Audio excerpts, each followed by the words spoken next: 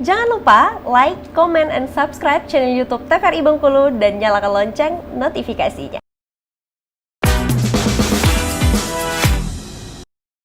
Kita kembali lagi pemirsa Opini, obrolan pas di sini. Nah, kali ini kita mau ngobrol ini tentang yang hal menarik sekali, khususnya bagi anak-anak zaman sekarang, anak muda yang tingkat konsumtifnya ini sangat tinggi sekali, mau beli baju, mau beli gadget, mau beli ini itu segala macam. Nah, karena keuangannya mungkin belum cukup atau juga dari orang tua belum bisa ngasih banyak, akhirnya tertariklah ke pinjaman online. Dan sekarang banyak sekali untuk pinjol itu yang ilegal. Nah, jadi hati-hati. Nah, Bu Ayu, kalau untuk di OJK kita bisa ngecek, Bu, atau cari tahu nih pinjol apa saja yang sudah terdaftar memang benar-benar legal atau ilegal, bisa cari tahu gitu, Bu, ya?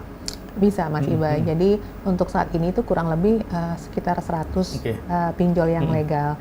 Dan untuk mengeceknya masyarakat bisa langsung kontak ke 157 menanyakan apakah pinjol A ini legal, atau juga via WA tadi 081 157 157 apakah ini legal, seperti itu. Oke, baik. Jadi sebelum kita mau minjem nih di pinjaman online, tidak ada salahnya nih, biar kita aman juga, langsung bisa ke WA-nya OJK saja. Jadi tanyain, oh pinjol ini legal atau tidak, Min, gitu. Min, tolong, Min, ini legal atau tidak. Nah, karena kan kalau dampaknya kan sangat luar biasa nih, Bu, apalagi yang ilegal khususnya ini. Karena bisa saja data kita dia sebar kemana-mana gitu. Pinjol ini sebetulnya kan dibuat untuk menggampangkan, memudahkan akses masyarakat yang jauh dari perbankan, ya, Mas Ibai, ya. Tapi kan juga sekarang karena mudahnya itu jadi dimanfaatkan ya oleh oknum lain. Jadi mungkin dari 100 yang legal, mungkin yang ilegal udah lebih banyak lagi ya. Dan juga anak-anak muda mungkin yang sekarang yang ya tadi ya, mungkin apa karena gaya hidup ya, itu juga banyak banget yang pinjem di pinjol. Nah, ini juga balik lagi nih, dikaitkan dengan slik tadi, jangan lupa bayar ya, karena itu akan nyangkut juga di sliknya, Mas Ibai. Beli online atau pinjol ini wajib bayar. Kadang-kadang suka lengah ya, terlupakan untuk bayar. Ini akan tampil seumur hidup loh, Mas Ibai. Karena beli baju harga 100.000, kelupaan bayar nih. Ya, itu yang sering sekali. Jadi 100.000 itu bikin nama kita jelek, kolima loh bahkan. Jadi nanti mau ngambil contoh dari perumahan itu tadi, akhirnya bisa-bisa tidak di ACC gitu. Nah, berarti kalau untuk di OJK sendiri kita bisa cari tahu gitu, Bu Ayu, ya, untuk pinjol-pinjol yang memang benar-benar legal gitu. Nah, untuk pinjol ilegal ini yang bahaya nih, Bu Ayu, kan sering nih data-data kita disebar kemana-mana, di broadcast untuk di kontak kita satu nama itu tadi, satu handphone itu tadi dia sebar. Nah, berarti kalau untuk di pinjol legal, mereka cari kerja tidak seperti itu, Bu, ini untuk menyebar kontak-kontak. Betul, Mas Ibai. Kalau untuk pinjol yang legal itu kita tidak akan share kontak kita. Jadi mungkin yang gampang diingat itu ciri-ciri yang legal itu camilan. Camilan, di mana hanya 3 ini yang boleh diakses, yaitu kamera, mikrofon, dan location. Camilan. Jadi tidak ada share kontak di handphone. Dan juga kalau pinjol legal itu dia tidak pernah menawarkan japri ke masyarakat. Nah, itu udah salah satu petunjuk lah ya, clue bahwa ini ilegal nih, seperti itu. Yang mudahnya adalah tidak menawarkan secara japri. Tahu-tahu di WA masuk nih, selamat Anda terpilih di ACC, mendapatkan peminjaman gitu. Diawasi oleh OJK lagi. Diawasi oleh OJK, nah benar. Terus ada lagi posternya, terus ada logo OJK. Nah, kalau ragu-ragu langsung bisa cek atau juga telepon ke call centernya OJK, tanyain, nah ini benar nggak legal atau ilegal gitu. Berarti dari masyarakat ini seharusnya ini masyarakat juga semakin wanti-wanti, Bu, ya, terkait dengan pinjaman ilegal nih, karena sekarang marak sekali di masyarakat untuk pinjaman ilegal. Nah, bagaimana dengan pinjaman yang offline yang mungkin ada di daerah yang masyarakat sendiri bikin pinjaman sendiri atau kreditan sendiri. Nah, kalau merasa ada tanda kutip ilegal, bisa juga ngelapor ke OJK, Bu. Betul, Mas Ibai. Jadi kita sudah punya, OJK sudah berkoordinasi dengan lembaga terkait seperti kepolisian, Kejaksaan Tinggi, Bank Indonesia, itu kita udah punya Satgas Pasti atau Satuan Tugas Pemberantasan Aktivitas Keuangan Ilegal. Baik tadi misalnya pinjol yang ilegal, ataupun mungkin tadi kayak kok di situ ada yang ngumpulin uang ya, ini resmi nggak sih gitu kan? Itu kan sering banget mas sekarang arisan lah, apalah yang itu kan, tapi udah masanya udah banyak, itu bisa langsung kontak ke OJK atau lapor juga ke Si Pasti. Okay. Si Pasti OJK adalah Sistem Informasi Pemberantasan Aktivitas Keuangan Ilegal. Jadi ini adalah sistem online yang digunakan OJK untuk menerima pengaduan dari masyarakat terkait aktivitas keuangan ilegal atau entitas keuangan ilegal, seperti itu.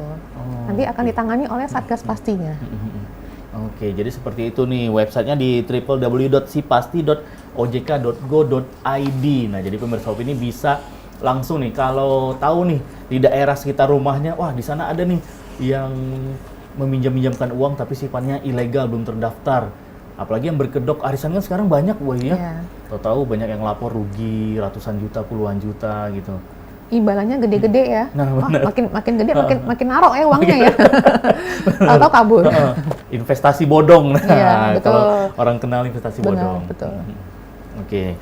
Nah, kalau untuk dari perlindungan konsumen sendiri, Bu, untuk mekanisme pengaduan itu kan bisa langsung datang juga ke websitenya. Nah, setelah kita lapor, nah untuk langkah berikutnya apa lagi nih, Bu Ayu?